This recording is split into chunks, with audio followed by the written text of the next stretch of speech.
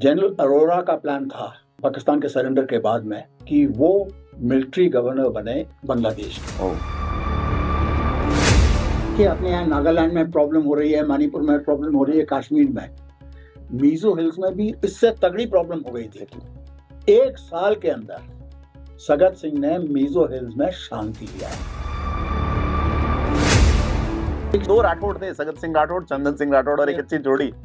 इन्होंने ये दो राठौड़ थे ईस्टर्न सेक्टर में, और वेस्टर्न सेक्टर में थे हनूत सिंह। अच्छा, इन्होंने पाकिस्तान के साथ में बहुत राठौड़ी करी है। 67 में सिक्किम में जब चाइनीज ने थोड़े एग्रेशन किया तो सगत सिंह ने ऐसा मुंह तोड़ जवाब दिया कि उनके 400-500 आदमी मार दिए, हमारे भी कुछ कैजुअलिटी नाथुला क्लैश जिसको क्लैश में जी। तो उससे एक चीज अंजनामी को और सबको मालूम पड़ गई कि भैया चीनी को हम हरा सकते हैं। नथुला में मैनेक शॉ ने ऑर्डर्स दिए थे वापस लौटने के लिए जी। इन्होंने मना कर दिया, मैं नहीं लौटूंगा। जनरल मैनेक शॉ का ऑर्डर आया, विड्रॉ। ये जनरल अरोरा, जनरल जेकब ने अपनी बायोग्राफी में लिखा हुआ है, तो इसमें कोई वो नहीं है। मैनेक शॉ ने सीधा कोर कमांडर्स को सगत सिंह को ऑर्डर भेजा था। सगत सिंह का स्वभाव था, अब मैं ढाका पहुंच गया हूं, I will not withdraw over my, you can withdraw over my dead body. अब तो मैं ढाका पहुंच गया हूं, अब मैं नहीं विड्रॉ करने वाला।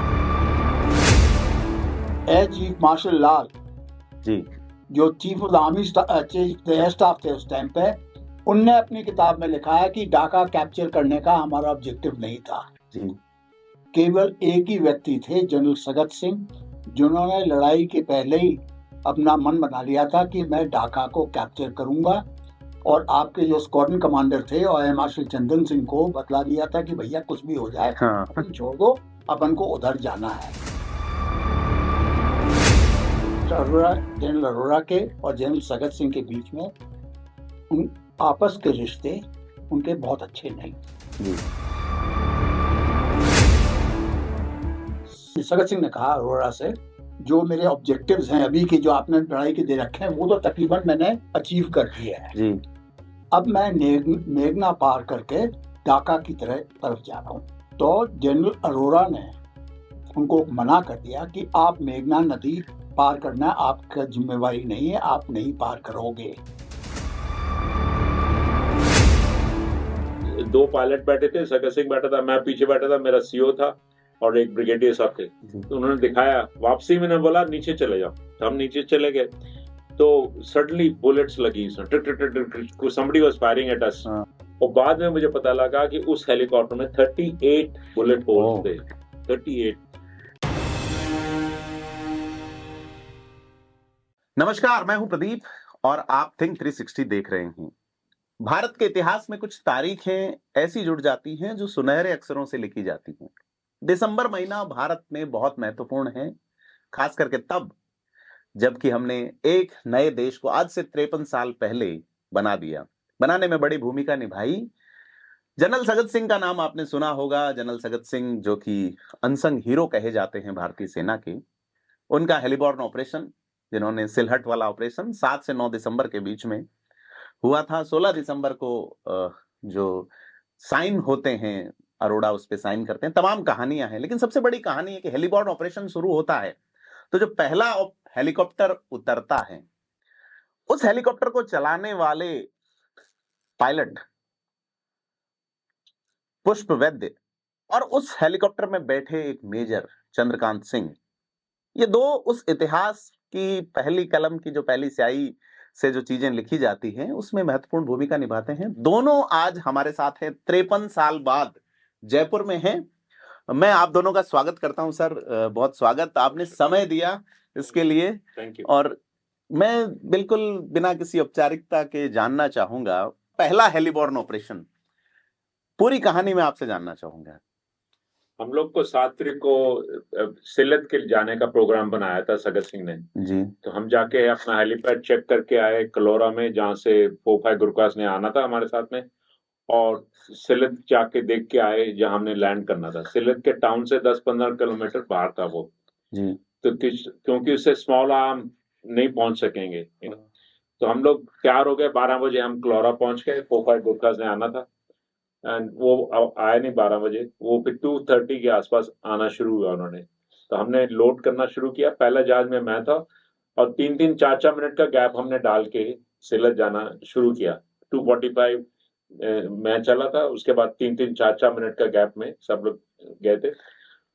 जब हम वहां पहुंचे तो मैंने ड्रॉप किया, फिर मैं भागा भागा वापस आया नेक्स्ट लोड लेने के लिए। और हम नहीं चाहते थे कि एक हेलीकॉप्टर से ज्यादा लैंड करे एक टाइम पे, क्योंकि एनिमी को हम बड़ा वो टारगेट नहीं देना चाहते थे।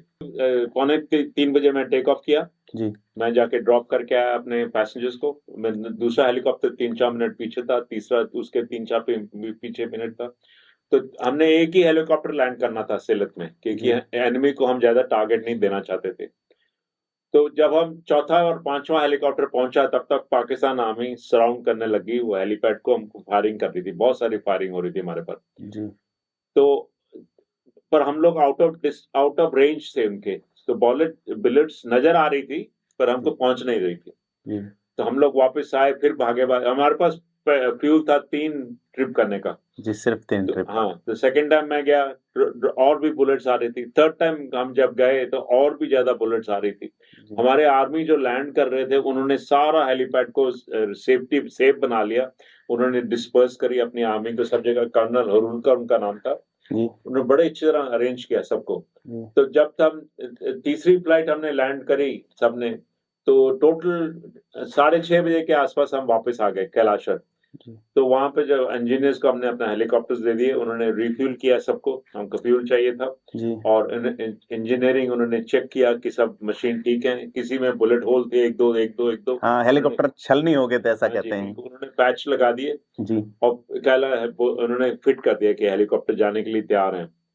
तो हमने 7 बजे ग्रुप कैप्टन चंदन सिंह जो हमारे इंचार्ज मैं मिला हूँ, सोजत पाली के थे, एयर वाइस मार्शल रहे। हाँ जी जी। तो उनको हम मिले, हमने कहा हम तैयार हैं जाने के लिए 7 बजे। जी। तो वो बोलते हैं नहीं रात को नहीं जाएंगे, आप लोग बहुत लो जाते हो, आप लोग बहुत आस्था जाते हो, आपको कोई भी शूट डाउन कर सकता है। जी। और रात को तो और भी आप विजिबल होगे, इतने नजर आओगे, क्योंकि हमारा इंजन का एग्जॉस्ट होता है। लाइटें तो सब ऑफ हैं पर एग्जॉस्ट तो हम बंद नहीं कर सकते। तो हम नहीं जाएंगे, रात को नहीं जाएंगे, दिन में जाएंगे। तो ब्रिगेडियर क्विन जो वहां पे थे वो बोलते वो तो नाराज हो गए, यार तुम तो सिर्फ 250 सोल्जर्स हम ड्रॉप करके आए थे। और वो रेडियो भी नहीं लेके गए थे साथ में। उन्होंने सोचा था कि हम सारा चलते जाएंगे सब कुछ पहुंच जाएगा। उन्होंने ये नहीं सोचा था कि हम रुक जाएंगे बीच में, सो उन्होंने ये डिसाइड नहीं किया था कौन पहले जाएगा, कौन सेकंड जाएगा, कौन थर्ड जाएगा। तो उन्होंने सब चले जाएंगे। तो वो बड़े नाराज थे कि यार 250 छोड़ के आए। और हमको बाद में पता लगा वहां 2 ब्रिगेड पाकिस्तान के बैठे थे, 6-7 हजार लोग वहां पे बैठे थे, और इधर 250 थे, हमारे 250 लोग थे। ओनली थिंग था कि पाकिस्तानियों को पता नहीं था हमने कितने छोड़ के आए। हम तो हर 3-4 मिनट हेलीकॉप्टर लैंड कर रहा था, उनको पता नहीं कितने सोल्जर। अपने पास कितने हेलीकॉप्टर थे? हमारे पास उस वक्त हम 8 हेलीकॉप्टर लेके। ये आपकी किताब है MI6, ये आपने लिखी है मेघना, वो नदी जो आपने पार की थी। हाँ जी। और ये किताब है MI4S द वार। ये हेलीकॉप्टर MI4 है, नाम है हेलीकॉप्टर। जी, हेलीकॉप्टर का जो उसकी जो कैटेगरी है वो है ये। इसमें कितने लोग बैठ सकते हैं? 12-13 बैठ देंगे, पर हम लोग 14, 15, 16, 18 जितने भी घुस सकते थे हम लेके जा रहे थे। जी जी बिल्कुल। तो ये कैसे, कितने 2500 लोग ले गए आप? 250। अच्छा, टोटल मैं बात पूछ रहा हूँ। नहीं, टोटल तो हम 5000 से 6000 लोग आपने पार करा दिए 10 दिन में। हाँ, 10 दिन में। जी। तो ऐसा कहते हैं ना, हेलीबॉर्न ऑपरेशन 7 से 9 के बीच सिलहट वाला हुआ जी। तो जब हम रुक गए तो जगत सिंह और क्विन बातें करते रहे। उन्होंने बोला यार मैं हेलीकॉप्टर भेजूंगा, वो शूट डाउन हो जाएगा, पायलट लूज करेंगे, हेलीकॉप्टर लूज करेंगे, पैसेंजर्स लूज करेंगे, क्या फायदा होगा। तो उन्होंने बोला यार 250 लोग छोड़ के आए, वो पाकिस्तानी उनको कभी भी जाके मार देंगे। इसी बीच में BBC भी ने अनाउंस किया कि हम ब्रिगेड छोड़ के आ गए। ब्रिगेड का मतलब 2-2.5 हजार लोग हम छोड़ के आ गए। तो वो भी हमारे में आ गया। तो पाकिस्तानी नजदीक नहीं आए हमारे। और कर्नल हरुलकर ने इतना अच्छा अरेंजमेंट कर रखा था अपने सोल्जर्स को, ऐसे लगे कि बड़ी आर्मी हम छोड़ के आ गए वहां पे। तो आपस में दोनों बातें करते रहे, क्विन और चंदन सिंह। तो उन्होंने बोला चलो हम एक हेलीकॉप्टर भेजते हैं, देखते हैं क्या होता है जी अगर वो आ गया तो फिर बाकी भेजेंगे। तो उसने मेरे को बुलाया, उसको बोला आप एक क्रू को तैयार करो और देखते हैं। उस ग्रुप कैप्टन को पक्का था अपने दिल में कि ये वापस नहीं आएगा। तो मैंने कहा मैं खुद जाऊंगा, मैं तो इंचार्ज हूँ अपने ऑपरेशन का। तो मैं फिर क्रू रूम में गया, मैंने बोला एक को पायलट चाहिए मेरे को, सब ने अपना हाथ ऊपर किया। तो मैं फिर एक फ्लाइंग ऑफिसर रेडी को लेके गया, साथ में बिंद्रा साहब थे हमारे फ्लाइट इंजीनियर जी तो हम लोग गए 12:30 बजे हम लोग गए। जी हमारा एक फ्लाइंग एयर कंट्रोलर जो एयरफोर्स का ऑफिसर था, आर्मी के साथ गया था, वो रेडियो पे आ गया। तो मैं तो इतना खुश हुआ उसकी बात सुन के। मैंने कहा आपका क्या हालचाल है? इसे एवरीथिंग इज क्वाइट, सब सोए हुए हैं, रात 12:30 का टाइम है, मैं आपके लिए फायर लगाता हूँ। तो उसने वो फायर लगाई। उस फायर से मुझे पता था कहाँ लैंड करना है। हाँ। तो और आपके साथ ये भी थे उसमें? ये 9 तारीख को गया। अच्छा 9 तारीख को जी। तो फिर हम गए वहां, लैंड किया। जब मैं फाइनल में लैंड कर रहा था तो इतनी बुलेट्स आ रही थी, इतनी बुलेट। मतलब वो 250 लोग थे, उनको 6-7 हजार सैनिकों ने टारगेट कर रखा था। बिल्कुल। और उस टारगेट में आप भी अपनी ये लेके पहुंचते हैं हेलीकॉप्टर। हाँ, क्या बड़ी फायरिंग हो रही थी हमारे पे, बहुत सारी बुलेट्स आ रही थी। तो मैं लैंड किया, आपने ड्रॉप किया, रेडियो भी ले गए थे, खाना भी ले गए थे, मोर एमिनेशन भी ले गए थे। हम भागे भागे वापस आए। मैंने अपने फ्लाइट इंजीनियर को देखा कि देखो कितनी बुलेट लगी है हमको जी। उन्होंने अपना फोन टॉर्च वगैरह से चेक किया। 2 मिनट बाद वापस आए बड़े स्माइल करते हुए, सर एक भी बुलेट नहीं लगी हम। तो मैंने अपने बेस को रिंग किया, मैंने कहा कमान, पाकिस्तानी को पता नहीं कैसे फायर करना है, हम सब जा रहे हैं। जी बिल्कुल। क्योंकि उनको नजर नहीं आ रहे थे हम। रात था ना, डार्क जी, था, जी, मून जी। भी नहीं था, उनको नजर नहीं आ रहे थे, उनको नॉइज, नेचर भी सपोर्ट कर रहा था आपको। नेचर उनको नॉइज आ रहा था। तो उन्होंने नॉइज पे फायरिंग कर रहे थे। तो मैंने अपने सब हेलीकॉप्टर को बोला तैयार हो जाओ। 4 हेलीकॉप्टर तैयार हो गए। मैं भागा भागा आया, मैंने नेक्स्ट लोड लिया, नेक्स्ट लोड ड्रॉप किया, फिर टेक ऑफ किया, फिर भी बुलेट होल नहीं थे। तो मैं फिर भागा भागा आया। तीसरी बारी मैं जब ड्रॉप करके टेक ऑफ किया, हमारे पास पेट्रोल था 3 फ्लाइट करने का। मैं तीसरी बार जब मैंने टेक ऑफ किया तो मेरा फ्यूल गेज 0 दिखा रहा था। तो मैंने कहा इंजन तो चल रहा है, रोटर तो चल रहा है, तो हमारे पास फ्यूल है, तो गेज में कोई प्रॉब्लम होगी। तो हम लोग वापस पहुंचे तो उन्होंने देखा एक बुलेट आ गई थी इंजन के बीच में से, और फिर जाके केबल को लगी और केबल को तोड़ दिया उसने, फ्यूल के केबल को। तो हमारे इंजीनियर्स ने वो केबल चेंज कर दी, फिर पेट्रोल डाल दिया। हमारे 4 हेलीकॉप्टर तैयार हो गए थे, मैं भी फिर उनको ज्वाइन किया। सारी रात हम फ्लाइंग करते रहे, अगले दिन भी फ्लाइंग करते रहे। 9 तारीख सुबह तक बिना सोए कितने घंटे? 24 घंटे हम फ्लाइंग कर रहे थे 24/7, और चलते जा रहे थे। जब भी ब्रेक होता था, जैसे हम पेट्रोल भर रहे हैं, तो सबको मैंने बोला हुआ था जब भी पेट्रोल भर रहा है आप जाके सो जाओ। तो हम 10-10 मिनट का स्लीप मिल रहा था हमको। तो सब लोग खुश थे, सब 10-10 15-15 मिनट सो जाते थे हम। तो 9 तारीख को सुबह 10:30 बजे के 9:30 के आसपास हमने सब 800 सोल्जर अपने ड्रॉप कर दिए थे। क्या बात है। और फिर हम लोग अगरतला आ गए थे। और फिर हम सगत सिंह ने हमको बुलाया, आई शो यू हम नेक्स्ट कहाँ जा रहे हैं, रायपुरा। तो वो उन्होंने हेलीपैड दिखाया हमको। हम 5000 फुट में छोटे से हेलीकॉप्टर में गए थे, 6 सीटर है, 2 पायलट बैठे थे, सगत सिंह बैठा था, मैं पीछे बैठा था, मेरा सीओ था और एक ब्रिगेडियर साहब थे। तो उन्होंने दिखाया। वापसी में बोला नीचे चले जाओ, तो हम नीचे चले गए। तो सडनली बुलेट्स लगी, somebody was firing at us। तो उन्होंने जब एक पायलट को इंजरी हो गई शोल्डर में, दूसरे पायलट ने जल्दी से कंट्रोल लिया और टेक ऑफ ऊपर क्लाइंब करके हम वापस आ गए। तो मैं तो निकला और अपना ऑपरेशन प्लान करना शुरू किया, पायलट्स वगैरह अरेंज करना, हेलीकॉप्टर्स अरेंज करना। और बाद में मुझे पता लगा कि उस हेलीकॉप्टर में 38 बुलेट होल्स थे। 38, 19 बुलेट मतलब निकल के गई उसमें से। 90 गोलियां लगी। आप 19 हाँ, अच्छा। उसमें से एक पायलट को इंजरी हुई, सगत सिंह साहब के यहाँ से एक बुलेट निकल के गई, यहाँ से ग्रेस कर दिया था, ग्रेस करके। और बाकी हम किसी को भी नहीं लगी। 19 बुलेट उस हेलीकॉप्टर में गई, इमेजिन। तो उसके बाद हम 4 बजे हमने शाम को ऑपरेशन शुरू किया, जब ये फोगार्ड्स भी वहां आ गए थे। तो दे जॉइंड अस, इनको हम लेके जा रहे थे। तो हम सारी 4 बजे ऑनवर्ड्स 9 तारीख को, 10 तारीख को 11 मॉर्निंग तक हम 1000 से ज्यादा सोल्जर्स हम लोग छोड़ के आ गए मेघना क्रॉस करके। उसी वक्त जैसे ये बोल रहे थे पीछे कि न्याजी ने याया खान को बोल दिया ये इन्होंने तो मेघना क्रॉस कर लिया, अब तो Dhaka can not be saved, you know. जी, आपकी किताब मेघना जो है उसमें या कई जगह आपने इतना बड़ा ऑपरेशन किया, पहुंचे वगैरह, लेकिन ये प्लान में नहीं था, आपको जाना नहीं था, फिर क्यों किया? आर्मी में तो नहीं, सगत सिंह के दिमाग में पहले ही था, उन्होंने पहले से प्लान कर। तो अरोड़ा जी और उनके बीच ऐसा भी तो कुछ हुआ? उनके रिश्ते अरोड़ा, जनरल अरोड़ा के और जनरल सगत सिंह के बीच में उन आपस के रिश्ते उनके बहुत अच्छे नहीं थे जी। 7 तारीख को कोमिला में जी जनरल अरोड़ा आए और जनरल सगत सिंह से मिले। जब मिले थे तो एयर मार्शल उस टाइम पे ग्रुप कैप्टन चंदन सिंह भी थे, चंदन सिंह बनावास में। तो सगत सिंह ने कहा उनसे, नहीं अरोड़ा ने कहा, सगत सिंह ने कहा अरोड़ा से कि जो मेरे ऑब्जेक्टिव्स हैं अभी की, जो आपने लड़ाई के दे रखे हैं, वो तो तकरीबन मैंने अचीव कर लिए हैं जी। अब मैं मेघना पार करके ढाका की तरफ जा रहा हूँ। तो जनरल अरोड़ा ने उनको मना कर दिया कि आप मेघना नदी पार करना आपका जिम्मेवारी नहीं है, आप नहीं पार करोगे। ये केवल मैं नहीं कह रहा, एयर मार्शल चंदन सिंह के सामने ये बात हुई थी। जी, जी, उस टाइम पर ब्रिगेड मेजर थे एक कौशिक, जो मेजर जनरल बने बाद में, उनने लिखा है।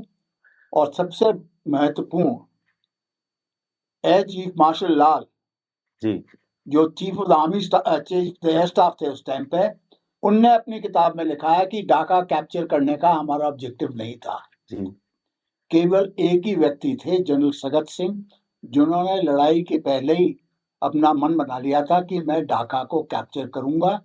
और आपके जो स्क्वाड्रन कमांडर थे और एयर मार्शल चंदन सिंह को बतला दिया था कि भैया कुछ भी हो जाए, हाँ। अपन छोड़ दो, अपन को उधर जाना है जी। और मैं ये यकीन दिला सकता हूँ, यदि आपके हेलीकॉप्टर्स हमारे पास नहीं होते, और ये मैंने अपनी किताब मेघना में लिखा है जी, तो ये हम ढाका 16 तारीख को नहीं गिरता, जी, बांग्लादेश नहीं बनता, बांग्लादेश नहीं बनता।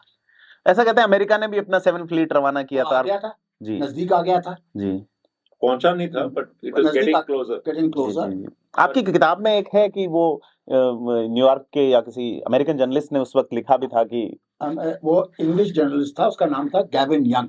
अच्छा। वो एम्बेडेड था न्याजी के हेडक्वार्टर के था उस टाइम पर। उसकी रिपोर्ट है जिसकी मैंने कोट करी है किताब के अंदर। 10 तारीख को सुबह 9 तारीख को रात को मेघना की क्रॉसिंग मेरी बटालियन फोगार्ड्स ने कर ली थी। 10 तारीख को सुबह न्याजी ने यहिया खान को मैसेज भेजा कि इंडियन आर्मी ने मेघना क्रॉस कर ली है, मेरे पास ढाका के डिफेंस के लिए काबिलियत नहीं है, तो या तो सीज फायर अरेंज करो या तो मेरे को सरेंडर करना पड़ेगा। ये न्यूयॉर्क टाइम्स में 21 दिसंबर को ये 10 तारीख की रिपोर्ट है, लेकिन 21 तारीख 1970 दिसंबर 1971 में ये न्यूज छपी थी। जी।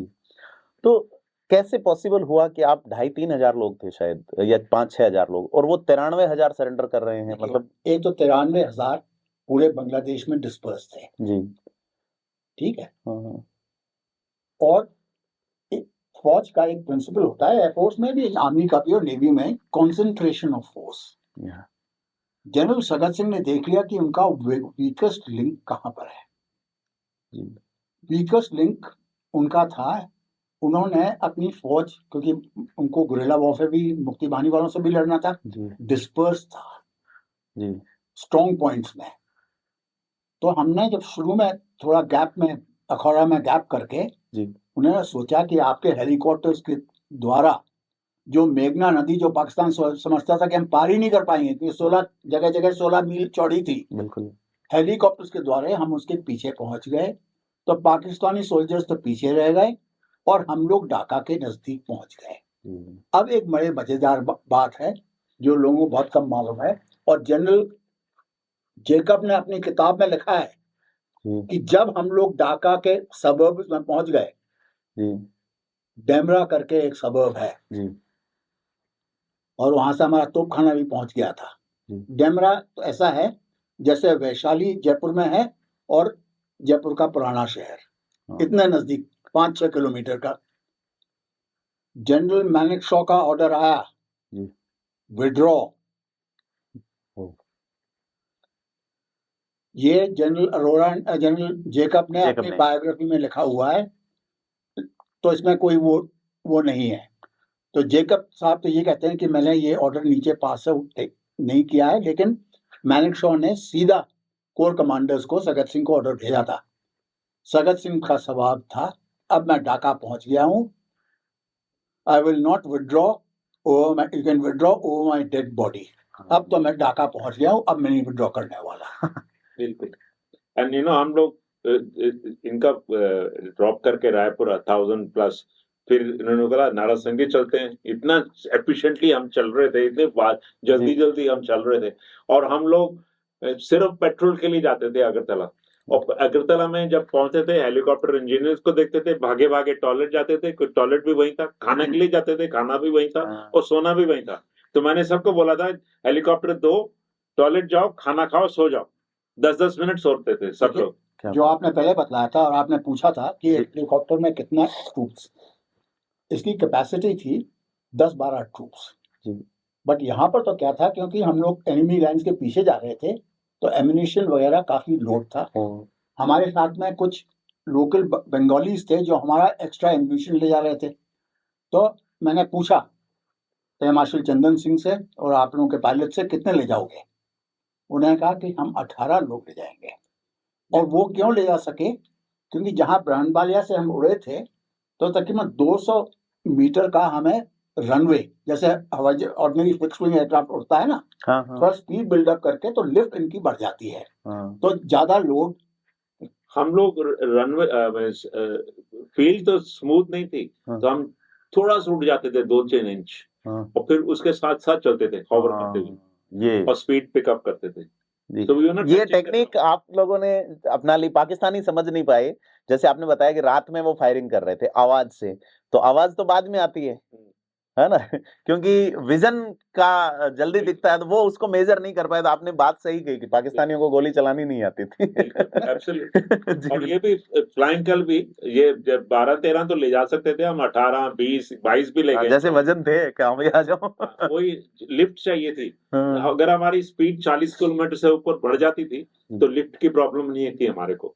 तो यही एम था, थोड़ा सा ऊपर करो, ग्राउंड के साथ साथ भागो, और 40 किलोमीटर स्पीड आ जाए, देन वी कैन गो। ये जो हिम्मत है इंडियन आर्मी में, एयरफोर्स नेवी में 71 में जो थी, वो हिम्मत 62 से 67 तक मैंने ये सुना है कई अधिकारियों से कि एकदम बुझी हुई रही। जब हम चीन से लड़ाई हार गए और उसके बाद नाथुला क्लैश होता है, और नाथुला क्लैश में सगत सिंह जी को वही पनिशमेंट पोस्टिंग टाइप दी गई वहां पे जी। तो कितनी बड़ी भूमिका रही सगत सिंह की भारतीय सेना का आत्मविश्वास लौटने में, और ये जो कॉन्फिडेंस से आपने लड़ाई की और ढाका जीता, उसमें एक चीज मैं बतलाऊं इसमें जी, और वो ये किताब, ये एक और किताब है आपकी, सगत सिंह की बायोग्राफी है जी। इसमें लिखा हुआ है जी 62 में तो मोराल काफी खराब हो गया था इंडियन आर्मी का जी। लेकिन एक चीज ध्यान रखिए, 62 में पूरी इंडियन आर्मी इन्वॉल्व नहीं थी, एयरफोर्स नहीं थी, नेवी नहीं थी। 67 में सिक्किम में जब चाइनीज ने थोड़े एग्रेशन किया तो सगत सिंह ने ऐसा मुंह तोड़ जवाब दिया कि उनके 400-500 आदमी मार दिए, हमारे भी कुछ कैजुअलिटी नाथुला क्लैश में जी। तो उससे एक चीज इंडियन आर्मी को और सबको मालूम पड़ गई कि भैया चीनी को हम हरा सकते हैं। तो जो इंडियन आर्मी थी 67 के बाद में, वो 62 की तरह बंदोबस्त भी हमारा अच्छा हो गया था। 62 में कोई बंदोबस्त का कोई प्रावधान नहीं था, और मोराल भी अच्छा था, हो गया था। 65 में हमने पाकिस्तानियों को भी मुंह तोड़ जवाब दिया था, पाकिस्तानी से तो कोई नहीं डरता था, और अब चीनियों के साथ में नहीं कोई डर था कि आएंगे तो हम जवाब दे देंगे। तो इसमें सगत सिंह का जो रोल है इंडिविजुअल, वो बहुत ही महत्वपूर्ण है जी। बिल्कुल, मतलब वही कि आपकी तैयारी उस लेवल की हो गई कि आप चीन को जवाब दे सकते थे, लेकिन पाकिस्तान ने पैर फंसा लिए बीच में हमने, मुझे लगता है। तो वो नानी का दंड दोहिते को मिल गया आपके कॉन्फिडेंस से। अभी आपने देखा, जैसे चीन के बारे में बात करी, मैं अभी की बात करता हूँ। अभी जो चीन के साथ में क्लैशेस हुए हैं, उसमें मुट्ठा मुक्काबाजी हुई है, लेकिन हमने जो कहते हैं ना ईंट का जवाब पत्थर से दिया है जी इसीलिए अब जाकर के चीन ने हमारे साथ में समझौता जी बॉर्डर पे किया कि नहीं किया जी बिल्कुल किया है निश्चित इसका तौर। वही है। सगत सिंह जी का एक जो आपको ध्यान है पुर्तगाल वाला जो गोवा लिबरेशन जिसको पुलिस कार्रवाई बता दिया था बाद में, मतलब सैनिकों को कोई सम्मान वगैरह उसमें नहीं मिला था क्योंकि उसको सिविल एक्शन बताया गया। मुझे याद है कि जब अमेरिका के राष्ट्रपति हुआ करते थे जॉन एफ कैनेडी, तो भारत के वाइस प्रेसिडेंट सर्वपल्ली राधाकृष्णन को उन्होंने तंज में कहा कि भारत ये कहता है हम किसी पे हमला नहीं करते और ये ऐसा ही है जैसा कोई पादरी किसी ब्रोथल में पकड़ा जाए। तो आप लोग इसे पुलिस कार्रवाई इंटरेस्टिंग है। तो ठीक है, उसके बाद नाथुला क्लैश, उसके बाद ये इतना बड़ा पाकिस्तान के 2 टुकड़े करने, सगत सिंह जी को कोई सैनिक सम्मान नहीं दिया गया। इसके बारे में मैं कहूं क्योंकि मैंने उनकी बायोग्राफी लिखी है जी जी बिल्कुल, और मैं उनके नीचे सर्व भी करा है मैंने। जी जी केवल 71 पहले 68 69 में मीजो हिल्स में। अब जो देखिए अपने यहाँ नागालैंड में प्रॉब्लम हो रही है, मणिपुर में प्रॉब्लम हो रही है, कश्मीर में, मीजो हिल्स में भी इससे तगड़ी प्रॉब्लम हो गई थी। 1 साल के अंदर सगत सिंह ने मीजो हिल्स में शांति लिया है जी। आज तक नॉर्थ ईस्ट में शांति है जी। उन्होंने डंडा भी इस्तेमाल किया और विश्वास भी पैदा किया, मिठाई भी खिलाई उनको। तो इनको सम्मान क्यों नहीं मिला जी? एक तो इनकी अरोड़ा के साथ में नहीं बनती थी जी।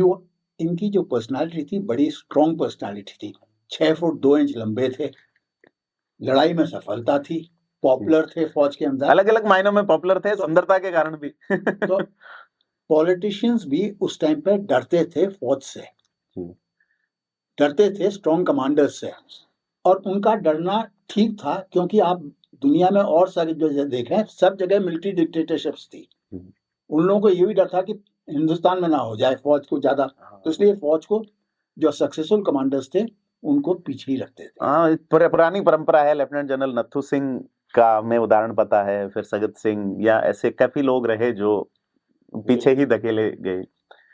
तो अपन बात यही कर रहे थे कि उनको कोई सैनिक सम्मान, जैसे उसी ऑपरेशन में आपके जो इंचार्ज थे जो air vice marshal Chandan Singh बागावत, शायद महावीर चक्र मिला उनको। उनकी भी बायोग्राफी मैंने लिखी है जी।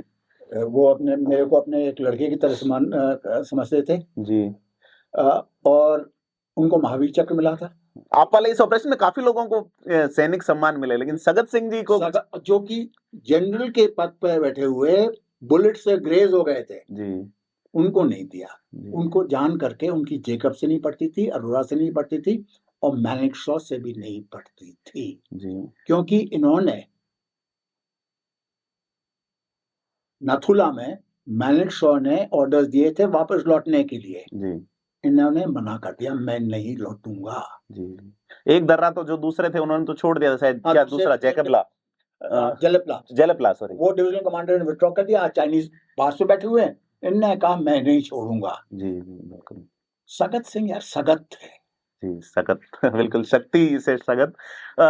उनको बांग्लादेश का पहला प्रशासक नियुक्त किया गया बाद में, क्योंकि देश जीत लेना इंपॉर्टेंट नहीं है, देश बनाना, और तो बनाने की शुरुआत उन्होंने की। उसके साथ हम 3 महीने हम हेलीकॉप्टर से लेके रहे थे। किताब दें वो सगत सिंह की। हाँ जी जी बिल्कुल प्लीज। ये हम इनके साथ 3 महीने हेलीकॉप्टर लेके गए थे जी, हम ढाका में। एक लाइन हमने उनकी सुनी है, मैं जब चंदन सिंह जी से मिला था उस समय मैं प्रिंट मीडिया में था, तो सोजत के पास बागावास गांव के हैं, जोधपुर में मुलाकात हुई चंदन सिंह राठौड़। तो ये 2 राठौड़ थे, सगत सिंह राठौड़, चंदन सिंह राठौड़, और एक अच्छी जोड़ी। इन्होंने ये 2 राठौड़ थे ईस्टर्न सेक्टर में, और वेस्टर्न सेक्टर में थे हनूत सिंह। अच्छा, इन्होंने पाकिस्तान के साथ में बहुत राठौड़ी करी है। राठौड़ बहुत अच्छी किस्मत की बात ये दोनों इकट्ठे थे। हाँ, उनका आपस में बनता था अच्छी तरह से, और एक दोनों काम करने वाले थे, और इनके साथ जब काम हो रहा था तो हम लोग में इतना जोर चढ़ा हुआ था। मुझे चीज जो है, मैं जब मोदी जी का स्पीच सुन रहा था, उन्होंने कई सेना नायकों के नाम लिए जब बांग्लादेश का 50वां स्वतंत्रता दिवस था, सगत सिंह का नाम नहीं लिया उन्होंने। तो मुझे लगा, मैंने कहा ऐसा क्या, फिर पढ़ा काफी, वो पहले प्रशासक रहे बांग्लादेश के, तो चंदन सिंह जी ने एक बार जिस हमारी मुलाकात हुई थी, क्यूरोसिटी रहा हूं मैं, तो मैंने पूछा उनको, मैंने कहा, तो बोले सगत सिंह चाहते थे कि बांग्लादेश जो बनना है वो बांग्लादेश के लोग ही तय करें। हाँ। मैं सपोर्ट करूंगा। ये बात आपकी बिल्कुल सही है जी। मैंने इस चैप्टर में जी। Restoring democracy and civil governance and civil services, जी। ये एक चैप्टर है इस किताब में। जी। सगत सिंह ने, इसमें मैं एक लाइन पढ़ दूं मैं? हाँ जी, बिल्कुल। As important as the victory he helped achieve is Sagat Singh's contribution in restoring democracy in the land devastated by war. By bringing home the democratically elected members of the government and handing over control to them. Even before their arrival on 22nd December, he had ensured that civil servants were back at their jobs and civic services restored. This contribution of Sagat has not received adequate recognition it deserves. और मुक्ति भाने को भी control कर लिया, नहीं तो वो मार देते जी, पाकिस्तानी को मारते थे। और जो आजकल बदमाश बांग्लादेश के अंदर बढ़ गए, ये मुक्ति वाहिनी वाले उन्होंने मारना शुरू कर दिया था, सगत सिंह ने रोक दिया। मतलब मेरा ये मानना है कि इसको मैं ऐसे कह सकता हूं कि एक नया देश बनता है जिसका कोई कॉन्स्टिट्यूशन नहीं था, उस देश का मुखिया कौन होगा ये तय नहीं था, और उस देश में अगर डेमोक्रेसी आती है, सीधी डेमोक्रेसी, कि कोई तानाशाह पैदा नहीं हुआ, तो उसमें बड़ा योगदान कह सकते हैं कि इन्होंने उन्हीं लोगों को डेमोक्रेसी की ओर प्रेरित किया। प्रदीप, इसके बारे में मैं आपको कुछ कह दूं? जी। अब ये बात आपके पब्लिक में है कि नहीं, लेकिन मैंने किताब में लिखा है। जी। जनरल अरोरा का प्लान था जी। पाकिस्तान के सरेंडर के बाद में कि वो मिलिट्री गवर्नर बने इंग्लिश बांग्लादेश के। जी। जैसे कि 61 में गोवा में लिबरेशन के बाद में मेजर जनरल कैंडिथ को बना दिया था मिलिट्री गवर्नर। जी। अरोरा का विचार था कि वो बांग्लादेश के मिलिट्री गवर्नर बने, सैन्य प्रशासक। जी। उन्होंने 19 तारीख को 16 का दिसंबर हुआ, ईस्टर्न कमांड से एक एडवांस पार्टी भेजी जी। ढाका में कि हेडक्वार्टर उनका अरोरा का सेटअप करने के लिए। जी। एडवांस पार्टी के कमांडर थे उस टाइम पे मेजर नंदवानी, बाद में मेजर जनरल नंदवानी, वो आज भी जिंदा है जी। कि मेरा हेडक्वार्टर का जाकर के वहां पर स्थापित करो। जनरल सगत सिंह ने उनको वापस कर दिया।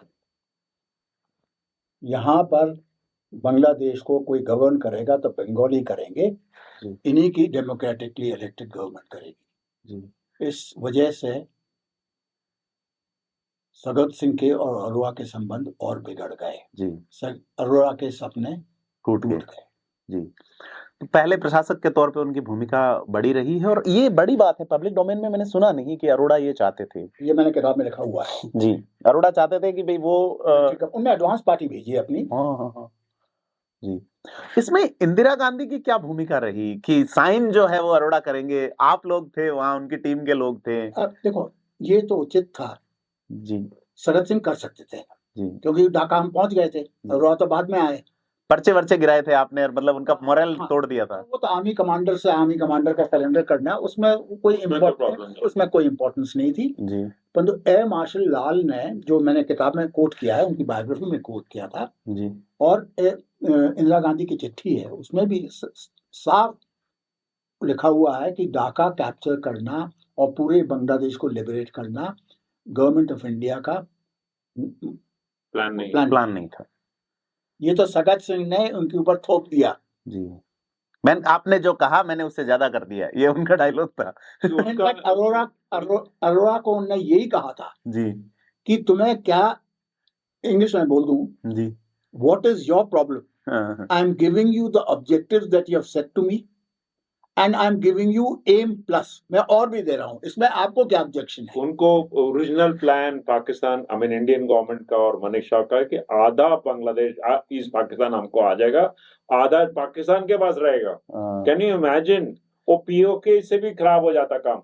जी। तो only person who knew Sagat Singh कि वो काम नहीं चलेगा। जी there will be no peace. देश दो मोर्चों पे लड़ता रह जाता हमेशा, जैसे हम कश्मीर में लड़ रहे हैं। बिल्कुल। Only gentleman who knew Sagat Singh कि हमको पूरा कंट्री चाहिए, हमको आधा आधा नहीं कि चाहिए। जी हाँ, वही पीओके एग्जैक्टली हमने जो वर्स देन पीओके। ओके, हाँ बिल्कुल बिल्कुल, परिस्थितियां अलग हैं, बिल्कुल मौसम की परिस्थितियां अलग हो जाती है, लोग अलग, बंगाली वॉरियर बेसिकली। तो इनका तो एम बिल्कुल क्लियर था, हमको सारा कंट्री चाहिए और सारा कंट्री ढाका से मिलेगा।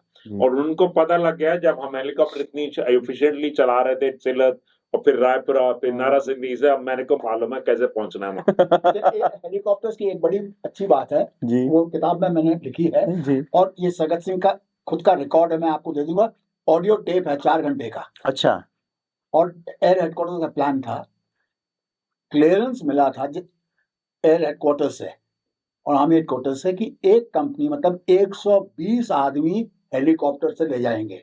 इन लोगों ने 6000 आदमी पार कर दिए। बड़ी बात है। 100 और वर्किंग 24/7 जी, यू नो। और प्लानिंग कब होती थी? मिनटों में। बिल्कुल। आजकल पायलट कहते हैं मेरे तो ड्यूटी 5 मिनट ज्यादा हो गई, सो जाते हैं कम से कम कमर्शियल पायलट तो। ये तो 24 घंटे और कई दिन तक। हम लोगों ने मैनिफेस्ट भी नहीं बनाया, किसी का नाम भी नहीं लिखा, किसी का वे भी नहीं किया, टाइम भी नहीं था यू नो। भरो जैसे ट्रक में भरते हैं। बिल्कुल उसी तरह। और पैसेंजर्स को बोलो ऊपर बैठ जाओ सामान के और फिर हम टेक ऑफ कर दे। क्या बात है सर। कोई बेल्ट नहीं थी, कोई सीट नहीं थी, कुछ नहीं था। और पीछे के जो दरवाजे होते हैं वो भी खोला हुआ था, वो खोल दिए थे हल्के करने के लिए, अंदर आसानी से बैठने उड़ने के लिए। तो बिग होल था पीछे जहाज। सर क्या बात है। पकड़ कर रहना पड़ता था कि वहां से उड़ ना जाए। कोई भी गिरा नहीं बेचारे, हमारा एक भी बंदा नहीं गिरा, कोई सामान भी नहीं गिरा, बड़े आराम से हम लेके गए सब। उस पद्म विभूषण उनको जरूर दिया था भारत सरकार ने। वो तो पद्म भूषण आई, थोड़ी सी अकल आ गई उस वक्त कितने सालों बाद। अरे पद्म भूषण तो सबको दे देते हैं यार। जी, पर एक सैनिक के लिए तो सैनिक सम्मान इंपॉर्टेंट है। आर्मी ने जरूर उनको पीवीएसएम का उनका वो तो पीवीएसएम तो सबको मिला था, कोर कमांडर्स को आजकल सबको मिलता है। वो तो जी, हर एक जनरल। आजकल तो सबको। एक मैंने किसी अधिकारी का सुना था कि भारत रत्न अगर किसी अधिकारी को मिलना चाहिए आर्मी से तो वो सगत सिंह है उसके हकदार। अभी भी देना चाहिए उनको मेरे ख्याल से।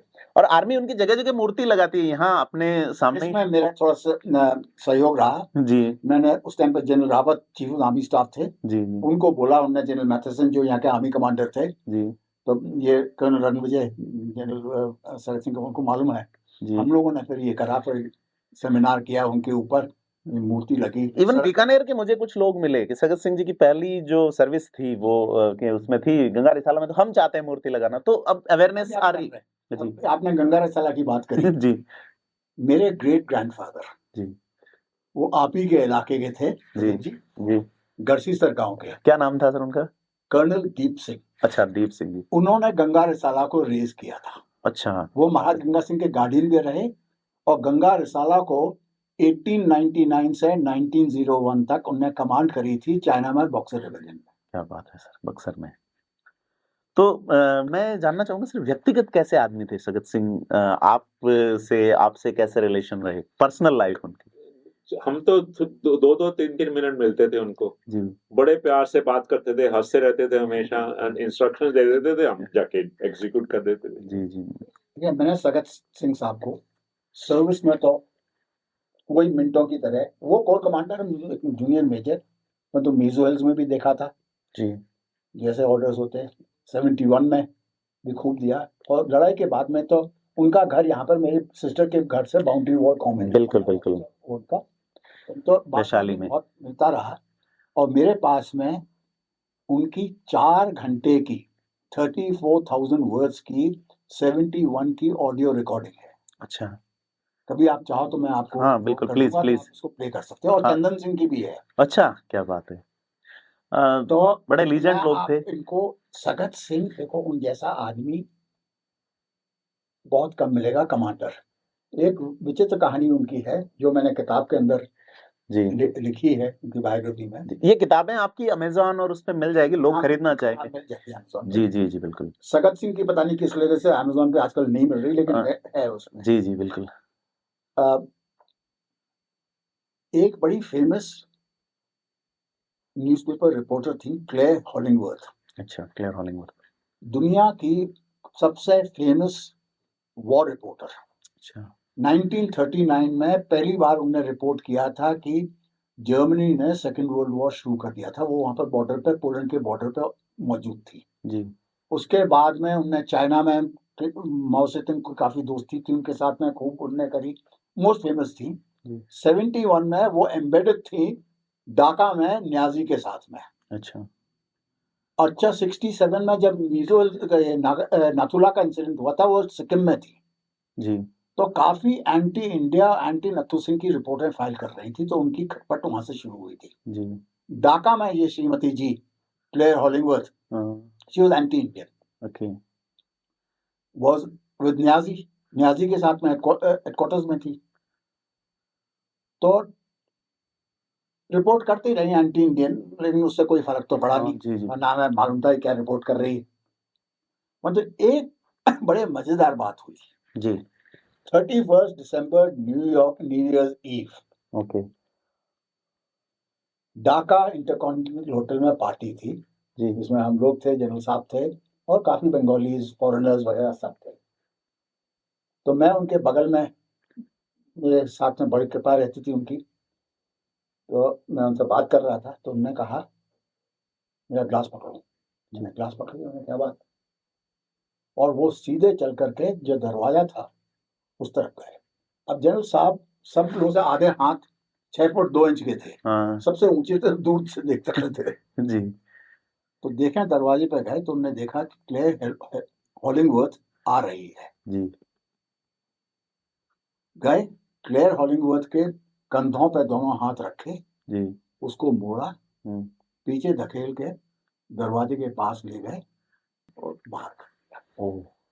कोई ऐसे सगत सिंह इस तरह का जेंटलमैन आदमी नहीं थे, क्योंकि क्लेयर हॉलिंगवर्थ ने एक दिन पहले एक न्यूज कॉन्फ्रेंस हुई थी, जो हमारे डिविजनल कमांडर थे, जो आप जानते थे, जनरल गोंजाल्वेस, बड़े जेंटलमैन थे, तो वो न्यूज कॉन्फ्रेंस कर रहे थे, तो उसमें फॉरेन कॉरेस्पॉन्डेंट्स थे, सब दुनिया भर के आ गए थे। तो जनरल गोंजाल्वेस कह रहे थे कि देखो यार, पाकिस्तान आर्मी ने बहुत अत्याचार किया है बंगालियों के साथ में, और ये दुर्भाग्य है, और ये आप लोगों ने काफी कवर नहीं किया अपनी रिपोर्टों में जी। क्लेयर हॉलिंगवर्थ बीच में से इंटरप्ट करती हैं, हमें ये एट्रोसिटीज की कहानी नहीं सुननी जी, ये बहुत सुन ली, ऐसा कुछ नहीं हुआ, बिल्कुल डिनाई किया।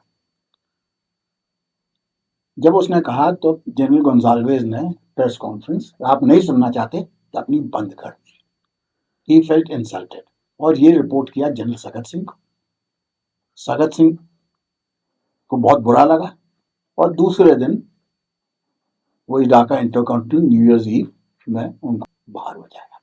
तब जब मैंने किताब में लिखा, मैंने आपके राजस्थान के एक न्यूज़पेपर है राष्ट्रदूत, उसमें लिखा kick in the arse. Okay. तो कई लोगों ने पूछा कि ऐसा नहीं कर सकते थे, लेकिन उस पार्टी में कई लोग थे जिन्होंने देखा, उन्होंने सबने लिखा कि हाँ हम भी थे, हमने भी देखा ये जी। नहीं, ये उस समय कुछ ऐसी रिपोर्ट्स भी थी, कुछ जेनोसाइड और ये चीजें, ऐसा कुछ आरोप लगते रहे हैं, मतलब इंडियन आर्मी पे और पाकिस्तान आर्मी। जी प्रदीप जी, जी अब मैं 83 इयर्स का ओल्ड हो रहा हूँ, आप भी इस उम्र के हैं जी, ठीक है, हमें कोई लेना देना कुछ नहीं है जी। एक चीज से जो मेरे को सबसे, जिससे मैं प्राउड हूँ, बिल्कुल गर्वित हैं, देश से जी, और अपनी फौज से, एयरफोर्स वगैरह सबसे, जवानों से, कि पाकिस्तानी सोल्जर्स थे 1 लाख हमारे पास में, और उन लोगों ने जो बंगाली औरतों के साथ में अत्याचार किया जी, वो सब जानता है। रेप, तकरीबन 1 million rape cases are reported. मैं अभी एक किताब पढ़ रहा था, 1 मिनट इंटरप्ट करूंगा, यास्मीन सैकिया की बुक थी women war and making of Bangladesh. तो उस किताब में बाकायदा ये उल्लेख है जो आप कह रहे हैं कि वहां से ऑर्डर थे वेस्ट पाकिस्तान से कि उनका तब तक रेप करो जब तक वो प्रेग्नेंट नहीं हो, और वो हमारी तरह की सोच के बच्चे पैदा हो वहां, मतलब उनकी हम यहिया खान ने यही कहा था कि इनकी नस्ल बदली करनी है। Exactly, exact words, 4 lakhs rape are reported by the UNO। हरामजादों की नस्ल बदली करनी है, जिस चीज का मैं सबसे ज्यादा प्राउड हूं अपनी आर्मी और अपने जवान, अपने भारतवासियों से, पूरे देश से, कि जो फौज रही, और देखिए बाकी तो 1 महीने के अंदर पूरी फौज आ गई थी। मेरी पलटन 8 महीने तक रही जी, बांग्लादेश। आप भी 3 महीने रहे वहां जी। 8 महीने तक हम लोग बांग्लादेश में रहे। चिटगांव इंटरैक्शन चौगेनी सपोर्ट विला से एक केस रेप और मोलेस्टेशन का नहीं हुआ था जी। हम सबको अपनी बहनें समझते थे, जी सेवा करते थे उनकी जी। हाँ, इसीलिए एक सम्मान है ये लेना की किताब जी। तो ये बात ठीक है, बुक में लिखा है उन्होंने कि भाई ये पाकिस्तानी जो ये चाह रहे थे कि नस्ल बदली जाए, बाकायदा कई जर्नलिस्ट ने इसको रिपोर्ट किया है। देखिएगा इस किताब को डेडिकेशन किया है मेघना किताब। जो मेघना की लड़ाई दुनिया में ऐसी 1000 साल में भी नहीं होती कि एक लड़ाई ने पूरा बदली कर दिया वाटरलू की तरह। This book is dedicated to the brave and magnificent pilots of the helicopters and their flying machines. हमारे साथ बैठे हैं बिल्कुल। It is they who made victory in war and liberation of Bangladesh possible in an unimaginably short time with the minimum shedding of blood. Both as nation and as a people, we in India and Bangladesh owe them immense gratitude. Thank you. Perhaps some Pakistanis too should thank them, for by cutting short the war, many of their lives were saved. Bengali औरतों के बारे में. It is also dedicated to the freedom fighters of Bangladesh who risked their lives to join in the freedom struggle. Representing the spirit of all of them is the lady whose photograph adorns the front. ये photograph हम दिखा रहे हैं इस video में of this book. She, in spite of all the inhuman suffering inflicted on their kind by the barbaric Pakistan army, did not hesitate to answer the call of her motherland to eventually emerge triumphant. जी। मुक्ति पाने वाले लड़े थे जी, खूब लड़े, sacrifice किया। दुर्भाग्य है कि आज फंडामेंटलिस्ट ने अमेरिकन की सहयोग से और फंडामेंटल्स के सहयोग से बांग्लादेश की लेजिटिमेट सरकार को हटा दिया। हाँ, आज क्लैश चल रहा है बांग्लादेश में जी। तो मैं ये कहना चाह रहा था कि बांग्लादेश की अभी की जो स्थिति आप बता रहे हैं, आप चिंतित हैं कि आप लोगों ने सहयोग किया एक देश के बनने में और वो अब टूटने की स्थिति में। चिंतित नहीं है, बहुत चिंतित हैं, बहुत दुखी हैं, बहुत दुखी हैं। इसमें हम लोगों को तो कोई नुकसान नहीं होगा, लेकिन जो नुकसान होगा बांग्लादेशियों को होगा। लेकिन मैं एक चीज कह दूंगा जी कि ये जो बांग्लादेश की सरकार है ये कुछ चंद महीनों में हट जाएगी। 3 तरफ से, और उनकी हालत अभी से, मैं बांग्लादेशियों से संपर्क में हूँ रोज जी। उनकी आर्थिक स्थिति टूट रही है जी। उनके ना उनको कोई खाना दे सकता है, बिजली हिंदुस्तान से जा रही है, उनका जो एक्सपोर्ट है गारमेंट्स का, that is the only foreign exchange, वो ठप हो गया है जी। तो उन्हीं की जनता मारी जाएगी। परंतु अब हम लोगों को अपना हाथ थोड़ा दूर रखना है, सामने नहीं आना है, पीछे से जो करना है सो करें जी। बिल्कुल। अब इनको मरने कटने दो जी।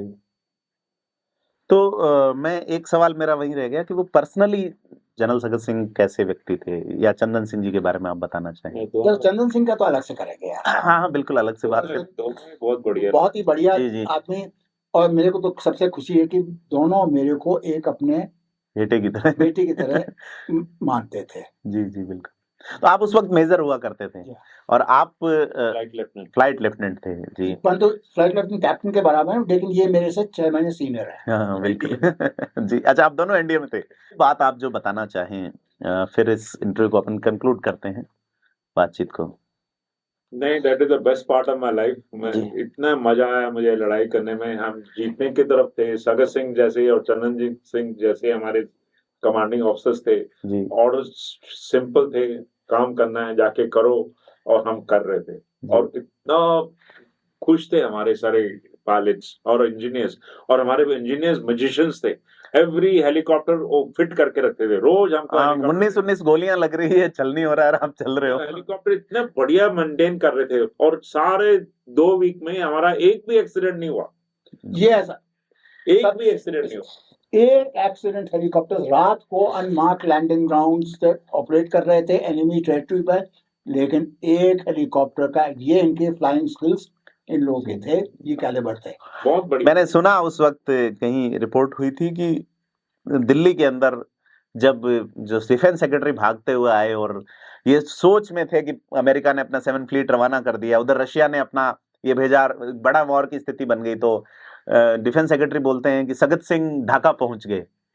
तो इंदिरा गांधी बोली कि कंफर्म करो, वो कंफर्म करके आए कि नहीं। फिर जगजीवन राम भागते हैं और भाग के आके कहते हैं हाँ पहुंच गए। कि हाँ ये कैसे हुआ? अच्छा, इसकी बड़ी मजेदार बात थी जो ये जेकब ने लिखा है अपने, कुछ एयरफोर्स ऑफिसर्स ने लिखा है जी, एंड एयर मार्शल लाल ने किसी स्पीच में कहा था जी कि ये जो आप लोगों ने हेलीकॉप्टर क्रॉसिंग करी थी ना जी 9 तारीख को, उन्हें 13 तारीख को मालूम पड़ा कि नहीं मेघना नदी क्रॉस कर ली है। हाँ एयर चीफ को जी, सगत सिंह ने बताया ही नहीं। हाँ, और न चंदन सिंह ने बताया हमने।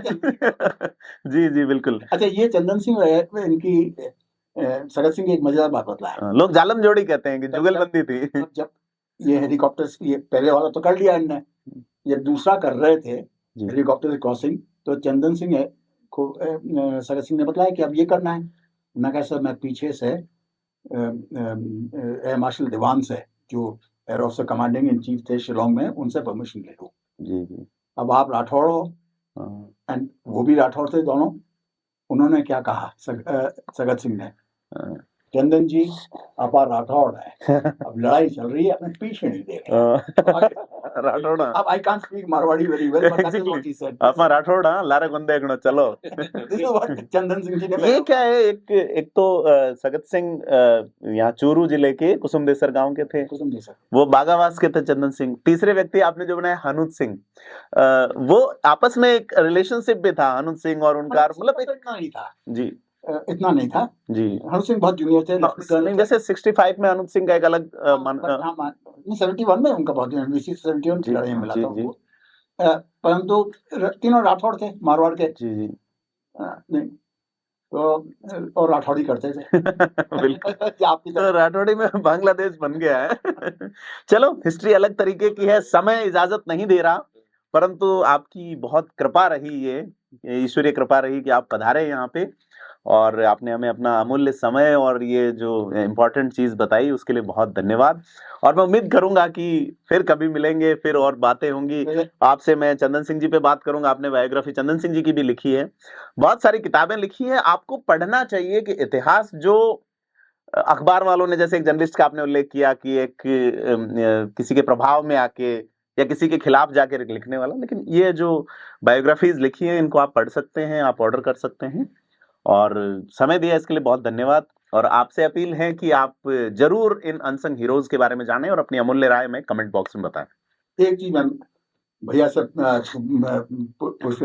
माफी मांगता हूँ, ये इंटरव्यू केवल इनका होना था, मैं तो एक घुसपैठिया पीछे ना आप दोनों, क्योंकि हम लोग साथ में थे, लड़ाई तो भाई की तरह। जी जी जी, बहुत अच्छा किया, very nice to have you as well. ना आप दोनों बड़े वो देश के अमूल्य रत्न हैं।